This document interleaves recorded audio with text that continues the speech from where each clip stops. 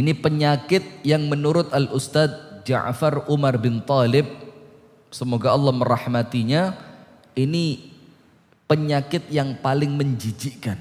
Yaitu apa? Hasad. Yaitu apa? Hasad. Hadis yang ke-42 pada halaman yang ke-70.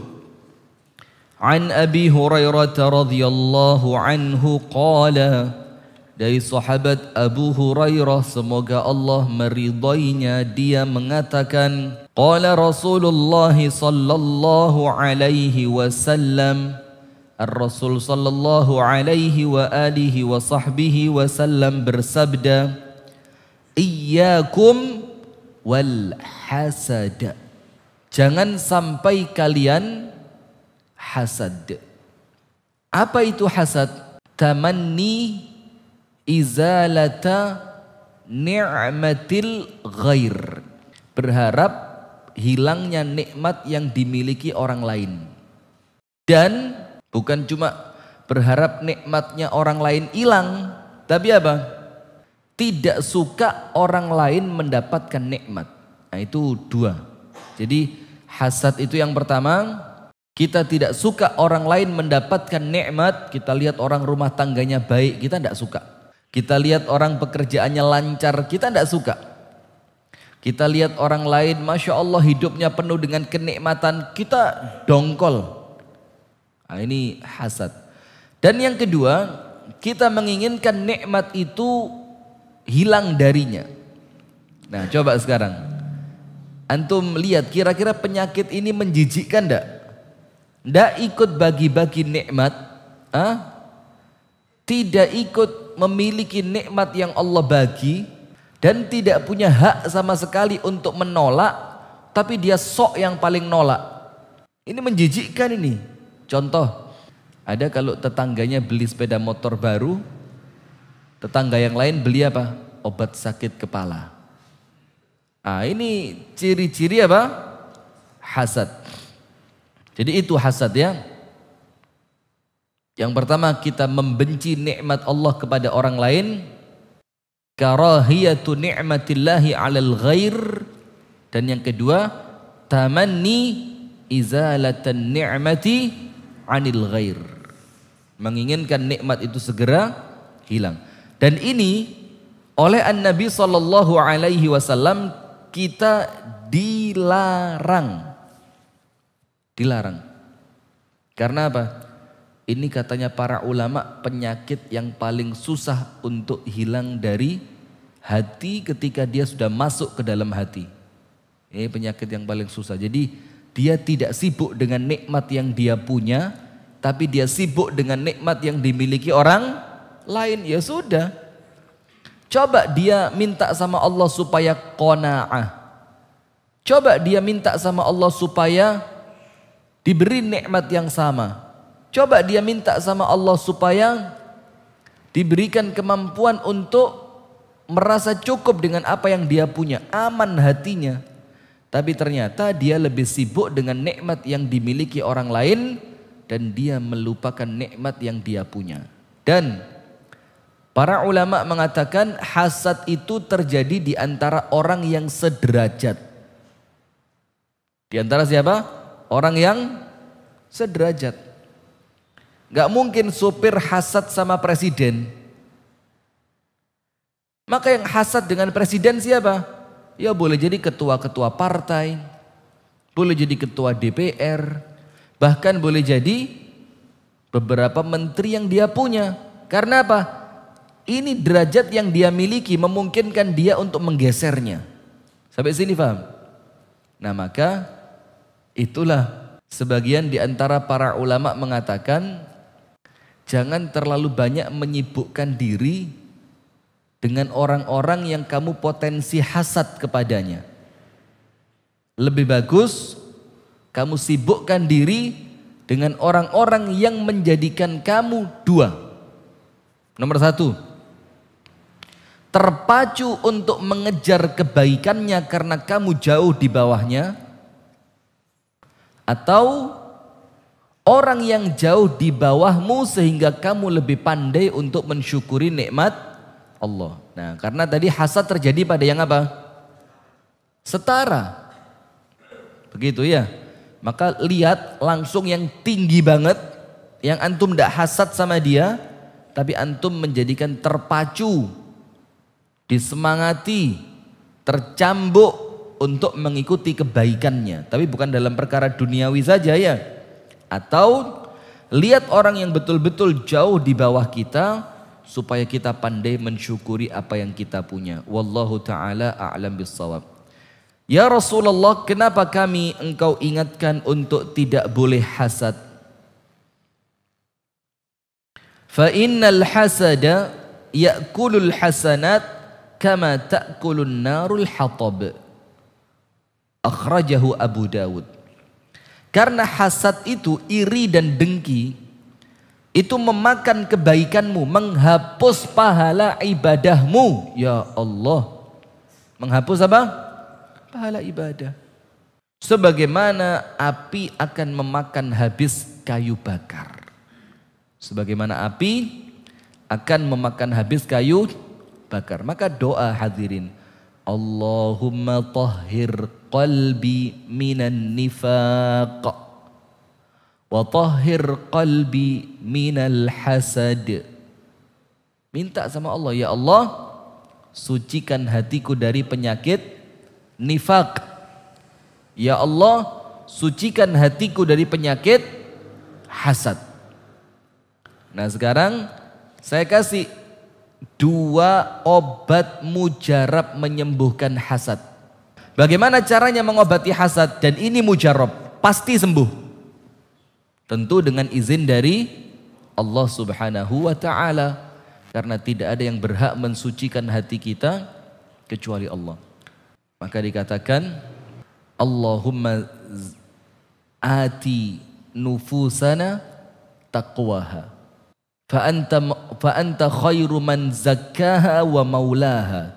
Ya Allah, ati nufusana taqwaha. Masukkan ke dalam hati kami ini ketakwaannya ya Allah. Wa zakkiha, dan sucikan hati kami ya Allah. Fa innaka anta maulaha, fa innaka anta man zakkaha wa maulaha. Karena hanya engkau yang mampu mensucikannya dan engkau memang pemiliknya. Hati kita milik siapa? Allah. Maka oleh Allah akan dibolak balik. Nomor 1, sertakan di dalam doa antum orang yang antum hasad kepadanya. Sebut namanya, jangan cuma diangen-angen dalam hati. Sebut namanya. Ya Allah, si fulan ya Rabb. Temanku ya Rabb. Berikan kebahagiaan di dalam rumah tangganya. Jadikan penuh dengan keberkahan rezekinya. Sehatkan badannya, sucikan hatinya. Mudahkan urusannya. Berikan ketenangannya. Doain, sebut namanya berkali-kali. Karena biasa orang yang hasad tidak mau nyebut nama kepada orang yang dia hasad kepadanya. Jangankan nyebut namanya, ngelihat sendalnya tidak jadi ke masjid kok. Ini sendalnya kelihatan di teras masjid. Dibilang, langsung itu kayak mendidih. Dia lebih mendingan milih masjid yang lain. Atau orang yang hasad gitu, ternyata yang dihasati itu punya sepeda motor yang mungkin sepeda motor lama yang suaranya khas. Itu ketika dia sedang makan buka puasa di rumahnya, enak kan, bahagia, nikmat kan. Ketika dia makan gini, ternyata ada suara sepeda motor musuhnya. Itu makanan enak, rasanya jadi kayak pahit itu. Antum bayangin begitu tersiksanya orang yang hasad. Sendal musuhnya bikin dia sakit hati, sendalnya. Suara motornya bikin dia sakit hati, suara motornya. Nah maka yang pertama bagaimana caranya? Sebut namanya di dalam setiap doa yang antum meminta kepada Allah. Doakan apa? Kebaikan. Jangan didoakan cepat mati. Ya Allah, daripada aku dosa terus ya Allah, daripada aku hasad terus ya Allah, kamu pilih salah satu lah ya Allah, dia yang mati atau saya yang hidup ya Allah. Ini bukan milih salah satu, podo pilihan ini ya. Jadi begitu, daripada saya dosa terus ya Allah, daripada saya semakin tersiksa. Jangan begitu doanya. Doanya apa? Muliakan dia. Atau kalau antum perlu, minta kepada Allah untuk Allah memberikan kepada antum seperti yang dia diberikan oleh Allah. Boleh enggak begitu? Boleh. Misalkan dia punya rumah tangga yang baik, dia punya menantu-menantu yang baik, dia punya anak cucu yang baik. Ya, daripada antum hasad dapat dosa malah enggak dapat apa-apa di antara kebaikan, mendingan minta sama Allah, ya Allah, sebagaimana engkau mampu memberikan kepada temanku yang seperti itu, maka dengan kekuasaanmu ya Allah, berikan kepadaku yang serupa. Kan lebih enak. Orang lain dapat nikmat, antum dapat pahala. Pahala berdoa, pahala husnudzon kepada Allah, pahala untuk senantiasa sabar atas kekurangan yang kita punya dan kelebihan yang orang lain beri dari Allah. Enak. Yang kedua, apa cara yang kedua? Ini sempat saya sampaikan. Ini manjur betul. Manjur betul. Antum datang ke rumahnya, atau kalau masih gengsi datang ke rumahnya, kirim lewat pengiriman online. Bikin parcel yang cantik banget. Bikin parcel yang cantik. Dalamnya ada buah. Kalau dia laki-laki mungkin dikasih kain sarung.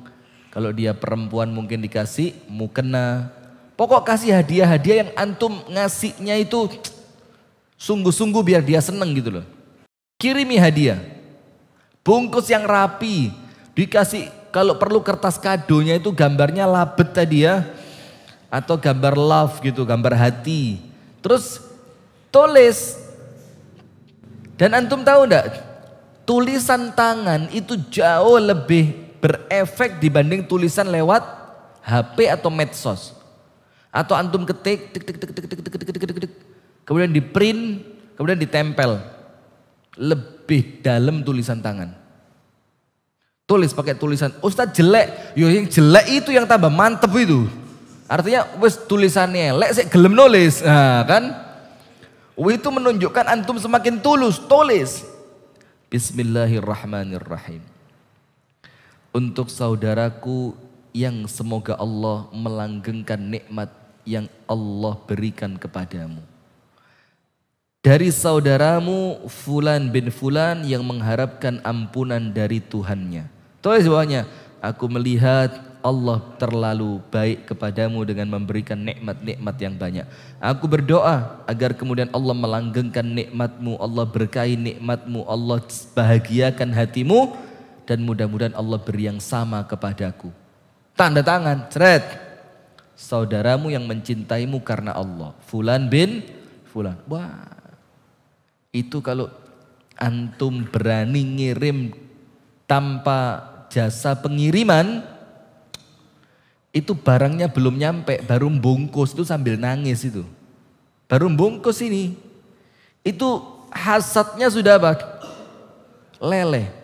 Dan apa yang terjadi? Idfa' billati hiya ahsan. Fa idzal ladzi bainaka wa bainahu adawatun ka'annahu waliyyun hamim. Balaslah keburukan mereka dengan apa? Kebaikanmu.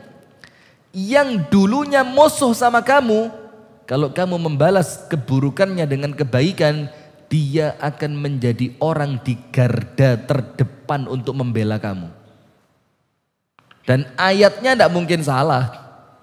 Ayatnya tidak mungkin salah. Ketika kita membalas orang yang jahat dengan keburukan, maka orang itu akan menjadi orang yang cintanya dalam sama kita. Kenapa?